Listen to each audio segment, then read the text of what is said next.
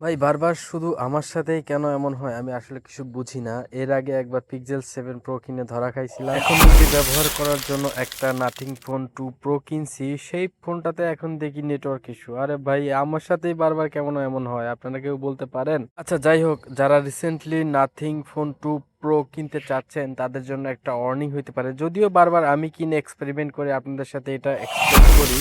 তো এই ফোনটাতে যে সমস্যাগুলো হচ্ছিল সেটা আপনাদের সাথে একটু এক্সপ্লেন করি। এই ফোনটা আমি রুমে নিয়ে গেলে নেটওয়ার্ক পাচ্ছে না, তো আমরা আরেকটা ফোন নিয়ে আসলাম। এখন এই ফোনটাতে দেখবো কোনো নেটওয়ার্ক ইস্যু আছে কিনা, এবং আমরা একটা নতুন ফোন নিচ্ছি। এই ফোনটা কিন্তু একদম ব্র্যান্ড নিউ, আমরা আগের ফোনটা দিয়ে নতুন ফোনটা আমরা নিয়ে যাচ্ছি। এটাতে কোনো নেটওয়ার্ক ইস্যু আছে কিনা এটা আমাদের একটু চেক করে দেখতে হবে। আমি জানি না কারোর সাথে এই ধরনের সমস্যা হয় কিনা, তবে আমার যে সমস্যাটা হয়েছে দেখেন, আমি আমার রুমের মধ্যে নেটওয়ার্ক পাই না কিন্তু বাইরে গেলে নেটওয়ার্ক পাই। এখানে আমার আরো একটা ফোন আছে পিক্সেল 7 প্রো, সেই ফোনটা কিন্তু আমি খুব সুন্দর ইজিলি ব্যবহার করতে পারতেছি। সবাই যেটা নেটওয়ার্ক প্রবলেম বলে আসলে সেটাতে ফুল নেট পায় কিন্তু এটাতে পায় না, তাহলে সমস্যা তো এটাতেই হওয়ার কথা। সেজন্য আজকে এই ফোনটা নিয়ে আসছি বসুন্ধরা সিটির রিও ইন্টারন্যাশনালে। আমরা মোটামুটি এখান থেকে অনেকগুলো ফোন কিনছি, তাদের সাথে একটা আমাদের ভালো সম্পর্ক আছে বলা যায়। তো আসার সাথে সাথে ভাইকে বললাম যে ভাই এই প্রবলেম, তাহলে কি করা যায়। তো ভাই সাথে সাথে নতুন আরেকটা ফোন বের করে বলল ভাই আপনি এই ফোনটা নেন, এই ফোনটা আনবক্সিং শুরু করেন। তো আরো একটা নতুন ফোন পেয়ে আমরা খুশিতে আবার আনবক্সিং করা শুরু করে দিলাম। তো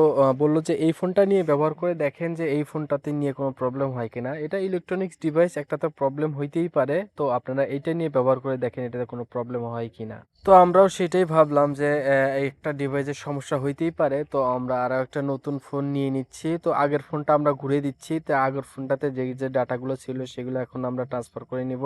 এই ফোনটার এইটা ছাড়া কিন্তু কোনো প্রবলেম নাই, এটা ছাড়া কিন্তু আমরা অন্য কোনো বিষয় নিয়ে আমরা কমপ্লেন করি না। এটার কিন্তু সব কিছুই ভালো, একদম প্রসেসর থেকে শুরু করে পারফরমেন্স সবই ভালো, কিন্তু নেটওয়ার্কটা ইস্যু দেখা দিচ্ছে। আজকে দেখি এই ফোনটা নিয়ে ইউজ করে দেখি এই ফোনটাতে নিয়ে কোনো ইউজ করে কোনো সমস্যা হয় কিনা। সমস্যা হইলে আপনারা জানাবো। আপনারা যদি এই ফোন কেউ কিনতে চান অবশ্যই কমেন্ট বক্সে জানাইতে পারেন। আর যারা যারা এই মুহূর্তে ব্যবহার করতেছেন তারা কোনো প্রবলেমের সম্মুখীন হচ্ছেন কিনা একটু আমাকে কমেন্ট করে জানাবেন প্লিজ।